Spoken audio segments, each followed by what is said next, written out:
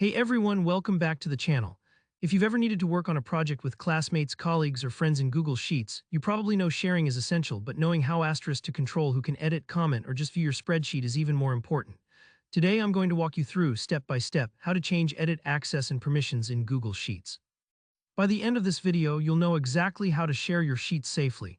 Make sure only the right people can edit, and avoid any accidental changes.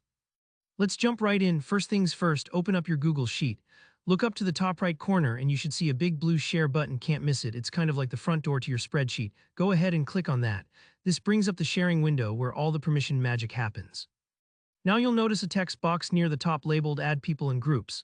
If you want to invite specific people, you can type in their email addresses right here. Just make sure you get those addresses right.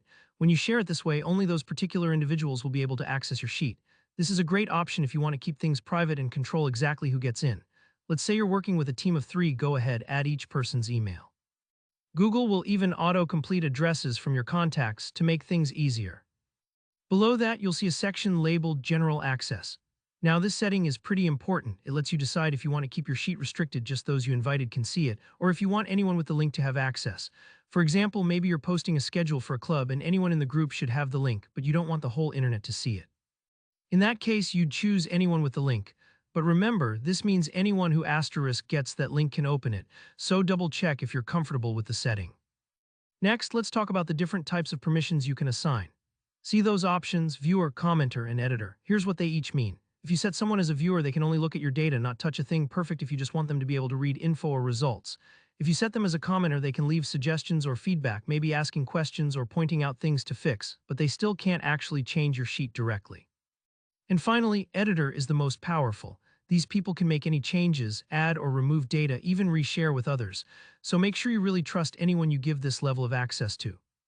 Once you've picked the right permissions for each person or set the general access for all with the link, you're almost done. Just above the Done button, you'll see a Copy Link button. Click that to copy the link to your clipboard, then you can paste it into an email, a chat, or wherever you need.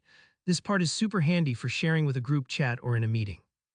Just remember to double-check those permission settings one last time. You'd be surprised how easy it is to accidentally give full edit access when you meant to keep things view only. Once everything looks good, hit the Done button. That's it. You've just controlled exactly who can access and edit your Google Sheet like a pro. If this video helped you get a grip on Google Sheets permissions, give it a thumbs up. And if you have any questions or run into any snags, leave a comment below. I love helping you out. For more how-tos and tips, be sure to subscribe and I'll see you in the next tutorial. Thanks for watching.